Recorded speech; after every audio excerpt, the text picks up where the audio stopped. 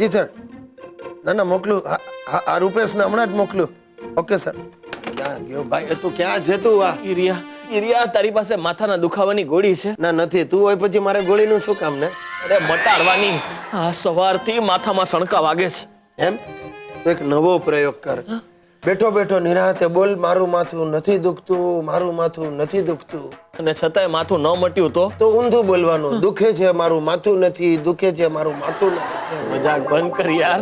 મને લાગે છે મારે ડોક્ટર પાસે જવું પડશે. બેસ ને છાનો માનો. માથું દુખે એમાં ડોક્ટર પાસે શું દોડી જવાનું? તો આ શનિવારે મારું માથું ચડ્યું હતું તો મેં સુશીલાને કહ્યું, બચાડીએ 15 મિનિટ સુધી તેલનું માલિશ કર્યું, તરત ઉતરી ગયું. એમ તો હું પણ જાઉં. ક્યાં જવું? ભાભી પાસે માલિશ કરાવવા. રામ ખોર, તું આ ગ્રહ છોડીને ચાલ્યો જા. ક્યાં? મંગળ પર સેટલ થઈ જા. વૈજ્ઞાનિકોએ શોધી કાઢ્યું છે મંગળ પર જીવન છે. અરે એની ક્યાં માંડે છે. મારે તો એ શોધી કાઢવું છે કે મારા જીવનમાં મંગળ તો નથી ને. એ ભાઈ, મારા જીવનનો તો મંગળ જ તું છે. એમ તો એક કામ કર, એમ બોલ, મારા જીવનમાં મંગળ નથી, મારા જીવનમાં મંગળ નથી. નીકળ તું, નીકળ. હું મારા ફેમિલીથી કંટાળ્યો છું. મારું ફેમિલી મારાથી કંટાળ્યું છે અને પાડોશીઓ અમારા સૌથી કંટાળ્યા છે. પાડોશીઓને થાય છે કે ભાઈ રોજ કેટલું આપવું? ચા, ખાંડ, મેળવણ, ધર્માદાની પણ કંઈક લિમિટ હોય છે. આજે સવારે મારી બૈરીએ મને વર્દી આપી કે જાઓ સામે જઈને ઇન્દુબેનને ત્યાંથી ચણાનો લોટ લઈ આવો.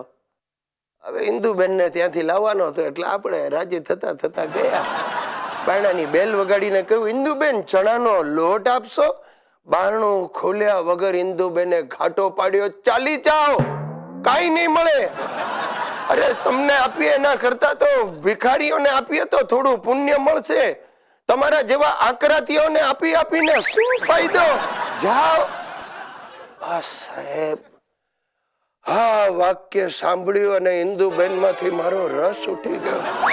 એટલે કે સંસારમાંથી મારો રસ ઉડી ગયો. ત્યાં ઉભા ઉભા જ મને થયું કે મારે આ સાંભળવાના દિવસો આવ્યા.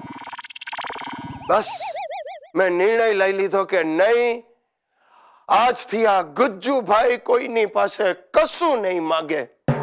24 કલાક ભગવાનનું રટણ કરીશ. 24/7 કમ્પ્લીટલી ધાર્મિક બની જઈશ.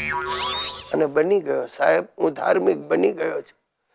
આજથી મેં મારું નામ ગુજ્જુભાઈ ગિરીશ કુમારને બદલે શ્રી શ્રી ગિરીશ શંકર રાખવાનો નિર્ણય લીધો છે.